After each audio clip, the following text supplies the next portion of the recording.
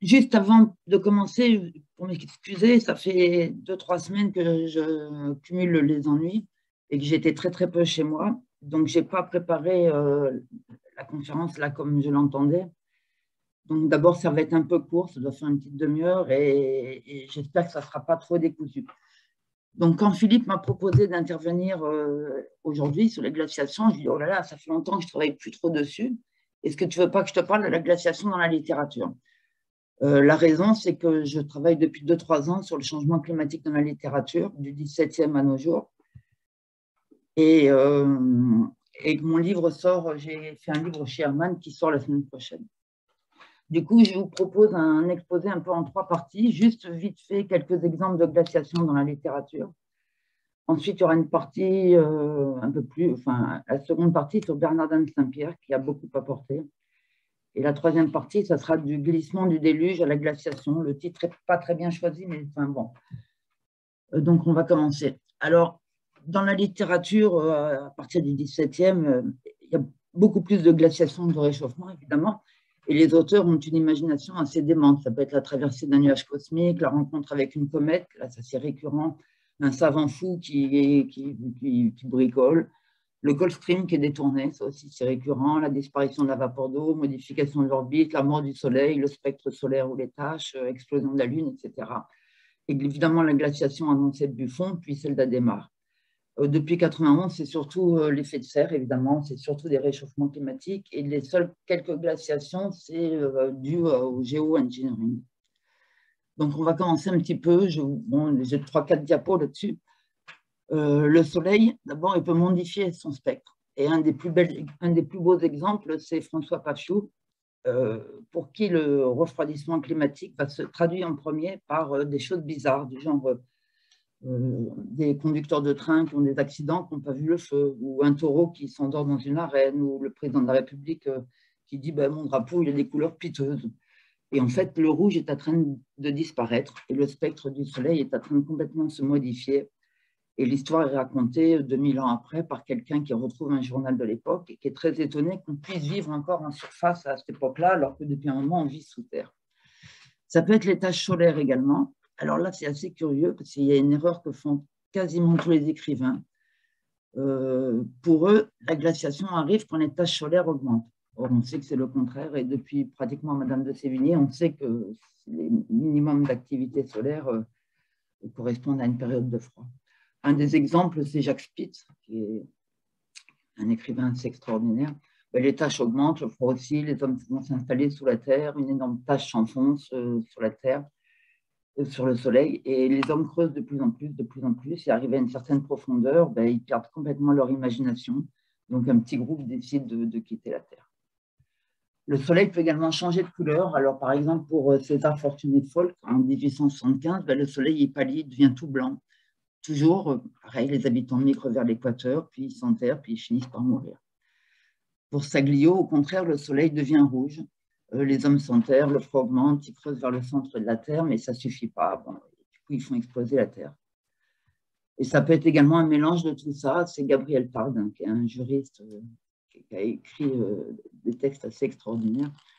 Et en 1896, il écrit que les météorologistes se rappellent qu'en l'an 1883, le 2 septembre, le Soleil avait été vu tout du long de la journée, bleu comme la Lune. En effet, c'était l'explosion du Krakatoa. Et puis, bon, pour lui, le Soleil devient rouge, puis orange, puis jaune, puis bleu, il passe par toutes les couleurs, et tout croule sous la neige. Et les taches grossissent, les températures diminuent, et les hommes sont relativement heureux, ils se réfugient sur Terre et ils mangent des animaux congelés. Alors, il y a également une comète. Comme dirait Jules Verne, la comète est l'astre le plus complaisant que je connaisse. Au moindre signe d'un savant, la comète arrive pour tout arranger. Et en littérature, c'est un peu pareil.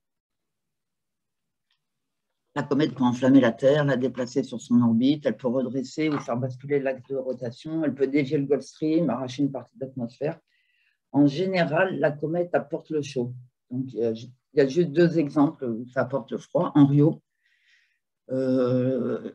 en 1912. La comète de Halley vient de passer en 1910 et lui, il prédit qu'elle va repasser en 85, évidemment, et que le Gulf Stream est dévié à ce moment-là et que tout l'hémisphère nord se glace. Donc déjà, l'hypothèse que le Gulf Stream soit dévié existe. Elle existe même avant. Donc là, il y a des archéologues qui reviennent sur Paris en l'an 3000 et puis qui découvrent Paris sous la glace. Et Paul Bernat, la dernière aube, une comète s'approche, il retire l'atmosphère de la Terre par gravitation, et du coup, la Terre, évidemment, sans effet de serre, se refroidit énormément. Dernier exemple de cette série, la traversée d'un nuage cosmique. Alors bon, c'est un peu récurrent. Pour Arthur Clarke, par exemple, le froid devient intense, les hommes migrent. Il n'y a qu'un seul homme, un professeur à la fac de Londres, qui ne veut pas quitter ses livres et il reste à Londres avec ses livres. Jusqu'au jour où il entend un gros craquement et c'est un glacier qui arrive et qui emporte tout.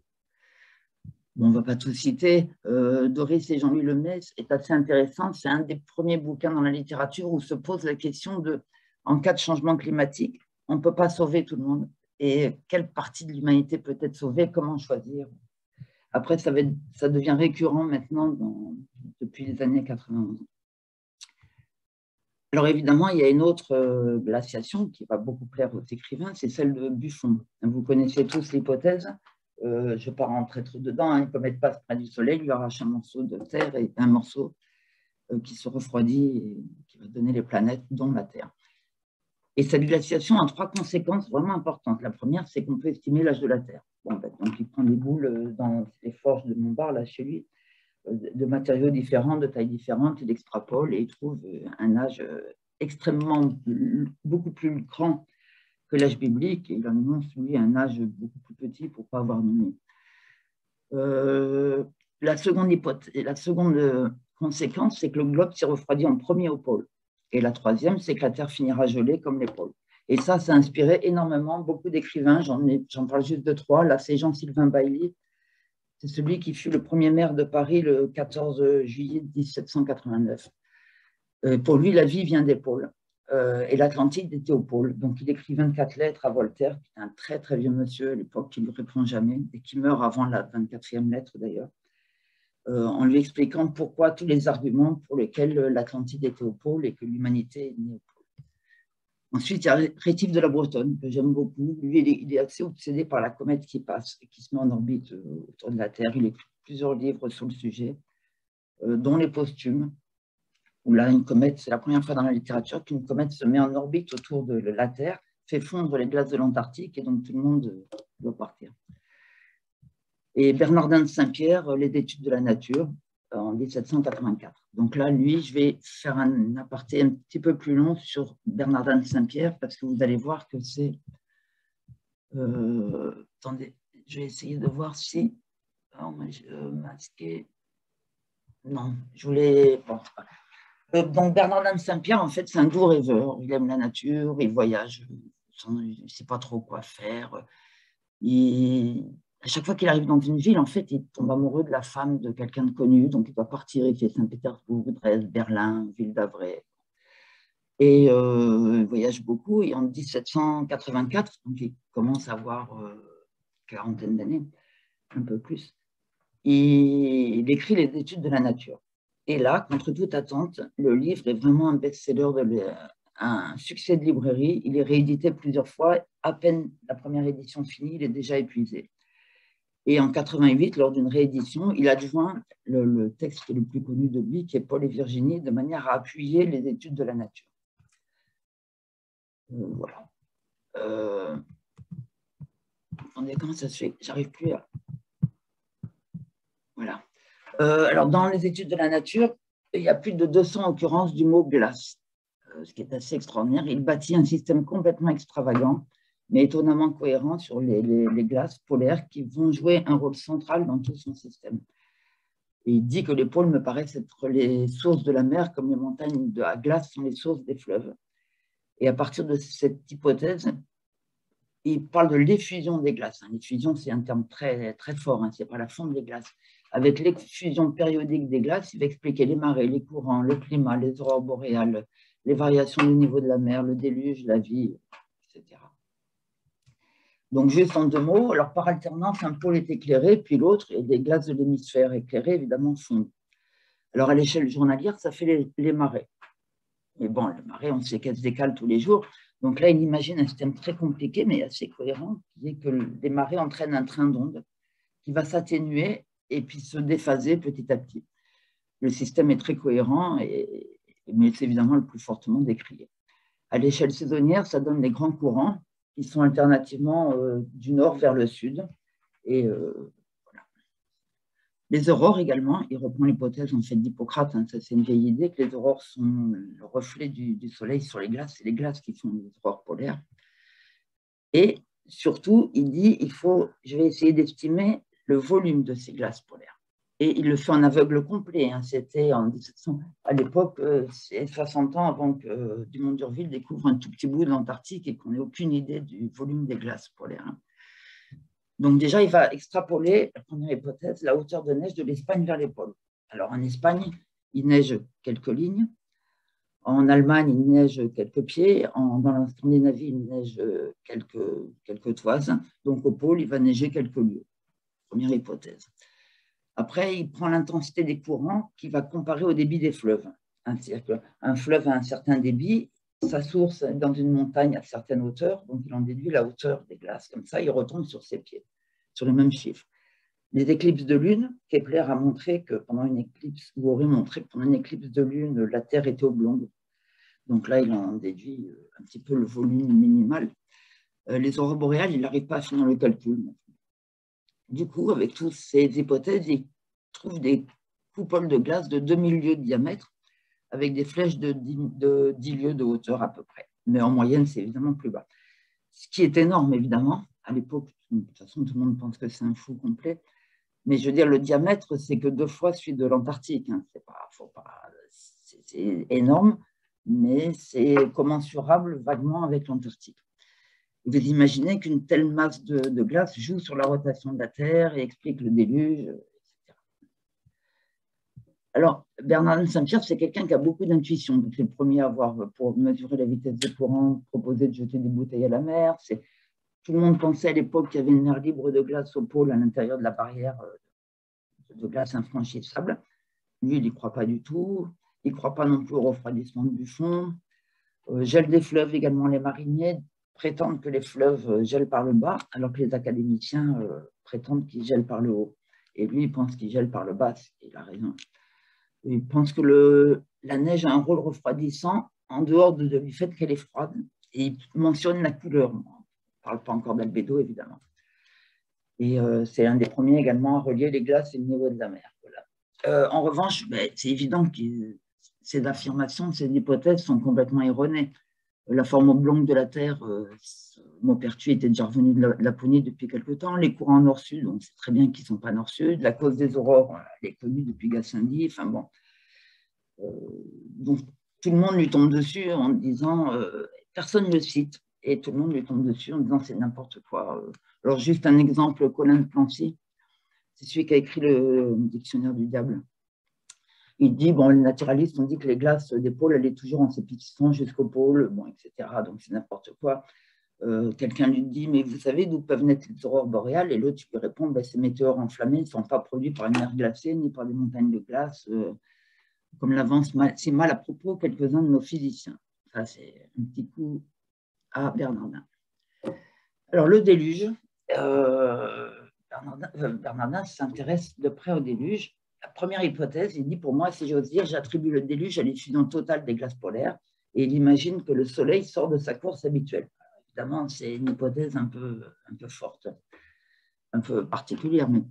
Et il écrit, c'est un très grand écrivain, Bernardin de Saint-Pierre, et c'est admirable ce qu'il écrit. Il dit, ce fut alors que tous les pans de la nature furent renversés, des îles entières de glace flottante chargées d'ours blancs vinrent s'échouer parmi les palmiers de la zone torride, et les éléphants d'Afrique furent roulés jusque dans les sapins de Sibérie, où on retrouve encore leurs grands ossements.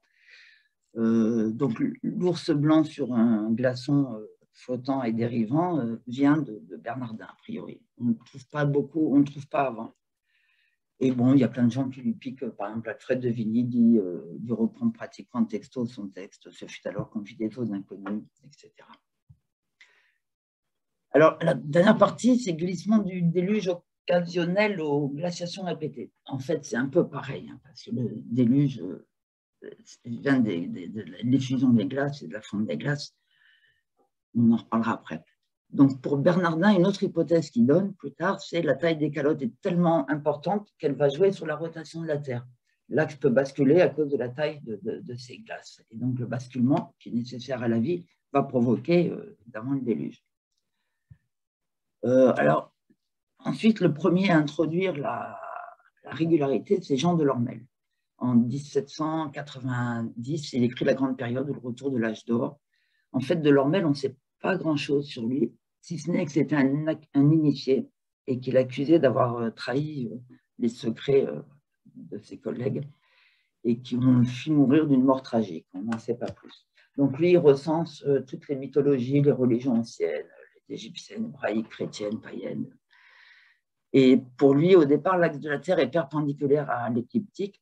Donc les calottes au niveau du pôle grossissent, grossissent, grossissent et au bout d'un moment font basculer l'axe. Ensuite, donc le nouveau pôle, du coup, elle fonde, ça fait un déluge. Et le nouveau pôle, de nouveau, les glaces se forment au nouveau pôle. C'est une notion évidemment de la gravitation un peu particulière. Ensuite, un certain Bertrand de Hambourg, qui n'est pas très connu non plus, écrit Le renouvellement périodique des continents en 1799. Pour lui, le déluge revient périodiquement, il est provoqué par un changement de l'axe terrestre de la Terre. Donc, on s'approche des glaciations, enfin, on s'approche de ce qu'on sait être vrai 40 ans avant. Mais lui, la cause, pour lui, la raison pour laquelle l'axe de la Terre peut changer, c'est que la Terre est creuse, elle renferme un aimant à l'intérieur et le passage des comètes, à chaque fois, perturbe la Terre à cause de cet aimant et la Terre fait un mouvement de pendule un peu comme ça, comme un culbuton, quoi. Et à chaque fois, du coup, ça fait un déluge parce que les glaces fondent, parce qu'elles sont bloquées au soleil. Mais bon, c'est a priori l'hypothèse, elle n'est pas tellement retenue parce que là, une terre creuse avec un aimant dedans et des passages de comètes. Donc, plusieurs personnes pensent que c'est en fait la précession des équinoxes. Donc, c'est la diapo d'après, c'est pas. Et donc, Joseph Adhémar est un des premiers il reprend la procession des équinoxes. Il a bien lu Bernardin, il reprend tous les chiffres, toutes les démonstrations de Bernardin de Saint-Pierre. A priori, il dit qu'il a mis 20 ans à faire le calcul. On imagine que de temps en temps, il n'a pas mis 20 ans tous les jours, mais il met 20 ans à finir le calcul qu'il a repris de d'Alembert et adapté au cas de Bernardin. Et pour lui, le déluge est périodique et causé donc, par la fonte des glaces et l'alternance, enfin, le déluge est périodique causé par la précession des équinoxes et causé par la fonte des glaces. Donc, lui, il estime les calottes à 20 lieues de hauteur, c'est-à-dire à peu près pareil que Bernardin. Il fait les mêmes citations et les mêmes erreurs que Bernardin. Lui aussi cite Kepler, qui a vu la forme oblongue de la Terre. Il cite Childrey, qui pense qu'il neige surtout au pôle et qu'un jour, la hauteur de neige, de glace au pôle va être telle que ça va bouleverser la Terre. Il dit également que l'hémisphère sud est plus froid, l'hypothèse de Bernardin, etc. Donc ça, vous connaissez sûrement mieux que moi la théorie plus complète d'Adhémar. Donc, je travaillais sur les déluges périodiques. Donc, pendant l'été boréal, la Terre est au plus loin du Soleil, le climat est plus clément que l'Austral. En Austral, du coup, les calottes peuvent pousser jusqu'à l'inversion totale. Et il prédit un déluge alterné côté hémisphère nord, hémisphère sud, tous les 10 500 ans. On sait que ce n'est pas tout à fait ça. Et après, Milankovitch reprendra. Et il y a beaucoup de... Tout le monde, en fait, essaie de faire le calcul à l'époque. Il y a un certain Jean Reynaud qui était très connu, c'est un philosophe qui était très connu à l'époque, il est beaucoup moins maintenant, qui dit qu'il a fait le calcul et avant Adhémar, et bon, j'ai jamais une revue qu'on n'arrive pas à trouver. Il y a Cantagrel, il y a Henri Lebon, et après tout le monde travaille sur les nouvelles théories du déluge. Ces nouvelles théories du déluge, Jouvencel écrit les déluges, d'eau, c'est Jusqu'au déluge, et surtout Henri-Sébastien Leron, c'est un Belge peintre. Ouais, non, c'est pas là, j'en parle plus tard, qui écrit un livre scientifique sur périodicité des grands déluges en 58, hein, bien après la découverte des glaciations. En fait, donc, il y a un engouement pour la théorie d'Adhémar. Étonnamment, c'est beaucoup d'écrivains fourieristes qui reprennent sa théorie. On peut citer par exemple Louis Gallet en 1892, qui lui, la glaciation arrive sur Paris et puis la neige monte, monte, monte, monte. Et les Parisiens se réfugient en hauteur et les derniers meurent en haut de toute l'échelle. Et surtout, ça donne naissance au thème de l'archéologie du futur. C'est-à-dire beaucoup, comme Forbin là, pour la Tour Eiffel, beaucoup d'écrivains vont imaginer que la glaciation arrivait sur l'hémisphère nord et les civilisations installées dans l'hémisphère sud envoyaient des explorateurs pour essayer de retrouver des restes des civilisations passées. Il y a des trucs assez sympas. Par exemple, Octave Bellegarde, lui, il imagine des pingouins qui courent sur les toits de Notre-Dame, qui font penser à... Bon, excusez-moi. Et Henri-Sébastien Laurent, lui, c'est un peintre belge qui est un admirateur, un ardent défenseur de la théorie d'Adhémar. Donc, il écrit La périodicité des grands déluges. C'est un livre, théorie prouvée par les faits géologiques. Et il trouve que les calottes ont 15 707 963 lieues cubes. Bon. Manifestement, il a lu Bernardin, puisque lui aussi reprend toutes les hypothèses. Et il écrit une très jolie nouvelle, l'an 7860 de l'ère chrétienne, où en fait une marquise est en train de mourir, et elle est en train de mourir à cause de la consommation. Les hommes construisent des trains, construisent des ponts, et puis ils consomment, plus ça assèche la terre. Et au moment où l'humanité va presque mourir de chaleur, les glaces de l'hémisphère sud arrivent, et la marquise meurt. Bon, voilà, en conclusion, la littérature glaciaire, maintenant, il n'y a plus qu'une seule, il n'y en a plus du tout, enfin pratiquement plus. Il y a quelques, par exemple, Nivelles et Pournel, eux, le climat est en train de se réchauffer. Les écologistes prennent le pouvoir, ils bloquent les nuages et ça conduit à une glaciation générale. Bernardin de Saint-Pierre est a priori le grand oublié, or c'est quand même lui qui semble initier tout ce qu'on a vu après de la démarche des gens, c'est le premier à mettre ça en et aussi les explications des déluges périodiques continuent pendant plus de 20 ans après Agassiz, comme si on ne devait pas travailler sur la glaciation, mais sur le déluge. C'est vrai que le déluge, c'est le déluge biblique, voilà, l'explication est attribuée à Desmarres, alors a priori, on peut plus dire que c'est Jean Reynaud, bref. Voilà, c'est fini. Là où je suis embêtée, c'est que je t'entends absolument pas. Et que pour revenir, voilà, si j'enlève ça, est-ce que je peux je ne retrouve pas la fenêtre. Ah non, je ne retrouve pas la fenêtre où je vous vois vous.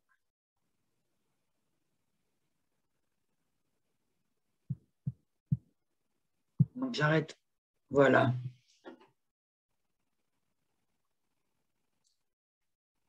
Donc ça y est, je suis revenue à... J'entends toujours personne, mais j'ai arrêté de partager mon écran.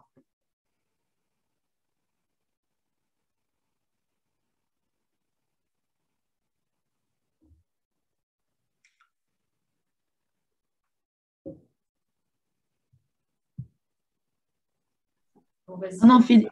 Ouais. Tu nous entends? Ouais. Ah bah parfait. Ouais. Par contre, je ne sais pas si nous entendent après les autres. Merci beaucoup, en tout cas. Vous m'avez entendu, donc... Oui, très bien. C'était en aveugle complet, c'est terrible. Je ne savais pas du tout si ça pouvait avoir coupé, ça pouvait, je ne sais pas. Merci beaucoup pour ce panorama de la littérature sur les glaciations. On voit d'ailleurs que nos prédécesseurs ont eu une vision très catastrophiste des choses, plus que, je dirais, gradualiste. Est-ce qu'il y a des questions dans la salle à vous poser? Qui souhaite intervenir?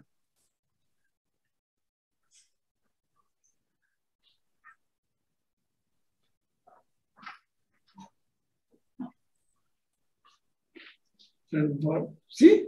Jules Verne n'a pas parlé des glaciations. Est-ce que Jules Verne n'a pas parlé des glaciations dans ses ouvrages? Pas vraiment. Il a parlé du dessèchement du Sahara dans l'invasion de la mer. Oui. Si à un moment donné, il y a Hector Servadac où il se retrouve sur une comète emportée, puis là il fait froid, il y a une petite glaciation, mais jamais de glaciation directe de la Terre.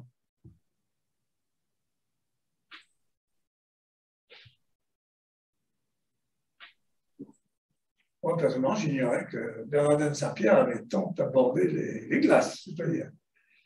Ben, si ça vous intéresse, j'ai écrit un petit article pour la science qui s'appelle Le monde givré de Bernardin de Saint-Pierre.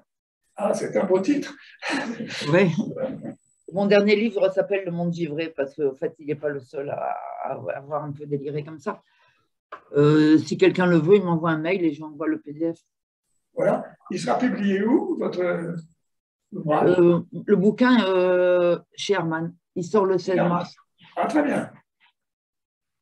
Merci beaucoup. S'il n'y a pas d'autres questions, si, une autre question, Pascal Richet. Merci. Ce ne sera pas une question, c'est plutôt une remarque. La différence entre, je dirais, Buffon d'un côté et Adhémar de l'autre, me semble souvent pas bien perçue.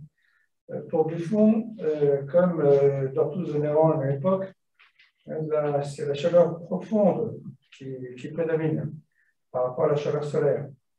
Donc, la mort, ce qu'on appelle la mort thermique de la Terre, vue par Buffon, vient de l'épuisement de ces chaleurs profondes. Et il a fallu attendre les mesures de Pouillet dans les années 30 pour se rendre compte que cette chaleur profonde est totalement négligeable par rapport à la chaleur solaire. Ouais. C'est à ce moment-là que les paramètres astronomiques entrent en ligne de compte. Donc, il y a une différence de conception très importante, on peut dire de façon grossière, entre le 18e et le 19e siècle. Moi, je merci.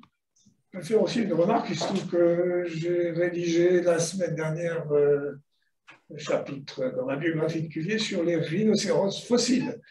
Et Cuvier, évidemment, décrit les rhinocéros laineux, connus déjà par des spécimens trouvés dans les glaces de Sibérie, et il prend argument de ces découvertes pour dire qu'il y a eu une catastrophe soudaine. Ça va dans son sens du catastrophisme, pour dire qu'il n'y a pas eu un refroidissement progressif, mais qu'au contraire, qu'on les retrouve dans les glaces, c'est qu'il y a eu un événement soudain et catastrophique. Donc il fait allusion aux glaces, lui aussi.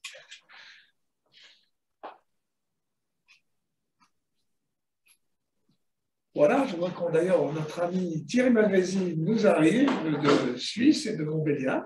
Merci, Qui va intervenir aujourd'hui. Est-ce qu'il y a d'autres questions ou d'autres remarques? Il y a une question. Une question. Philippe, il y a une question là. Il y a une question de Bernard Gris. Bernard. Ça va, je suis fatiguée. De Bernard Gris. Quelle est la part de la littérature étrangère? Ça, moi, je peux y répondre. Dans mon bouquin, je parle que des bouquins qu'on peut lire en français. Il n'y a qu'un livre que j'ai lu en diagonale en anglais, parce que je patauge un peu en anglais, mais bon. Donc, c'est essentiellement, en tout cas dans mon livre, les livres écrits par ou traduits en français ou français. Je pense qu'il y en a à peu près dans tous les pays. Il y en a pas mal en Amérique latine, de livres sur le changement climatique. Il y en a en Italie également, en ce moment. Il y en a évidemment beaucoup aux États-Unis. Mais étant assez nulle en langue, c'est sûr que j'ai surtout travaillé sur la littérature francophone, à défaut d'être française. Enfin, traduite, je veux dire.